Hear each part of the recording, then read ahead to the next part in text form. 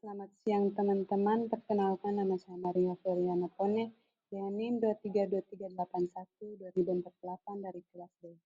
Di sini saya ingin mempresentasikan hasil tugas saya tentang analisis dampak alih fungsi kawasan mangrove menjadi tambak ikan bandeng terhadap ekosistem pesisir di Desa Eramo, Kabupaten Nagekeo. Yang pertama, jurnal utama dan jurnal pendukung. Yaitu yang pertama, valuasi ekonomi terhadap dampak konversi kawasan mangrove untuk budidaya ikan di Desa Tambak Sumur, Karawang, Jawa Barat. Studi ini menilai dampak ekonomi dan lingkungan akibat perubahan fungsi mangrove menjadi tambang ikan bandeng dan udang. Hasilnya menunjukkan bahwa meskipun memberikan keuntungan ekonomi jangka pendek, konversi tersebut menimbulkan kerugian ekologis jangka panjang seperti abrasi pantai dan hilangnya habitat biota. Jurnal pendukung itu analisis model degradasi sumber daya hutan mangrove akibat pembukaan lahan tambak ikan dengan time delay. Penelitian ini memodelkan penurunan tutupan mangrove akibat konversi lahan tambak secara matematis serta memperlihatkan dampak jangka panjang terhadap stabilitas ekosistem pesisir.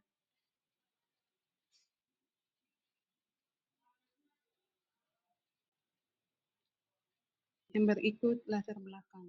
Ekosistem mangrove merupakan salah satu ekosistem pesisir yang paling produktif dan rentan di dunia. Semua ekologis hutan mangrove berperan vital sebagai penyangga pantai dan abrasi, peredam energi gelombang badai, dan berfungsi sebagai tempat pemijahan bagi berbagai jenis biota laut dan darat. Namun sering dengan meningkatnya kebutuhan lahan dan ekonomi, kawasan mangrove di banyak wilayah pesisir Indonesia menghadapi tekanan konversi yang masif. Salah satu bentuk konversi yang paling umum adalah alih fungsi menjadi lahan budaya perikanan, khususnya tambak ikan bandeng atau udang.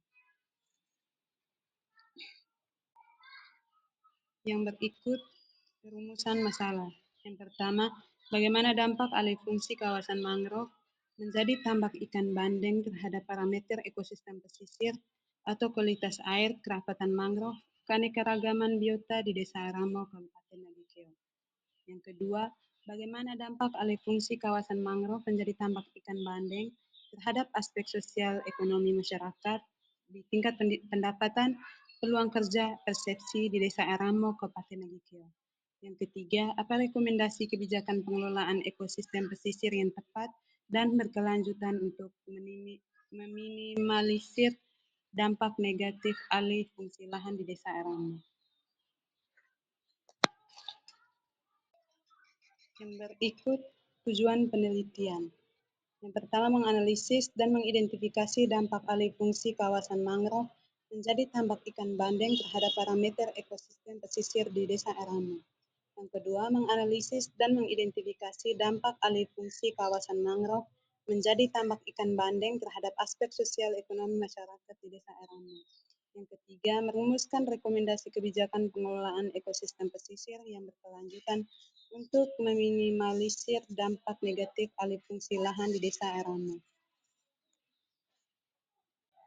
Yang berikut metode penelitian. Jenis dan pendekatan penelitian. Penelitian ini menggunakan pendekatan kuantitatif dengan metode survei komparatif dan diperkuat dengan data kualitatif. Metode komparatif digunakan untuk membandingkan kondisi ekologis dan sosial ekonomi antara stasiun kontrol atau mangrove alam dan stasiun perlakuan atau kawasan tambak. Yang kedua, lokasi dan waktu penelitian. Lokasi Desa Ramo, Kecamatan Acesa, Kabupaten Nagekeo. Ketiga, populasi dan sampel, ekologi, sampel biota atau mangrove, sosial ekonomi, dan sampel. Pengambilan sampel menggunakan metode simple random sampling dengan jumlah sampel minimal 50-60 responden. Yang berikut tinjauan pustaka. Ekosistem mangrove dan jasa lingkungan. Mangrove didefinisikan sebagai komunitas vegetasi pantai tropis yang didominasi oleh jenis-jenis pohon atau semak yang tahan terhadap salintas tinggi dan pasang surut. Secara ekologi, mangrove memiliki fungsi utama sebagai produsen primer, penyerap nutrien, dan polutan serta penyedia habitat. Yang kedua, budidaya tambak ikan bandeng dan dampak lingkungan. Ikan bandeng merupakan komoditas perikanan budidaya yang populer dan bernilai ekonomi tinggi di Indonesia.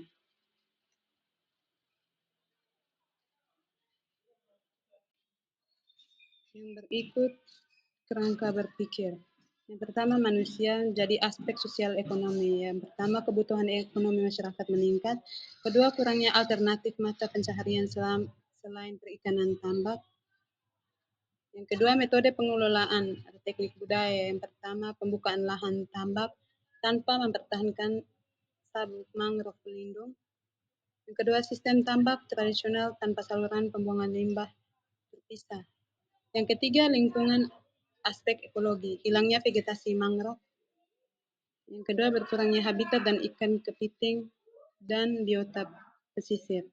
Keempat, kebijakan dan tata kelola itu lemahnya pengawasan terhadap konversi lahan pesisir, tidak adanya zonasi jelas antara area konversi dan budidaya.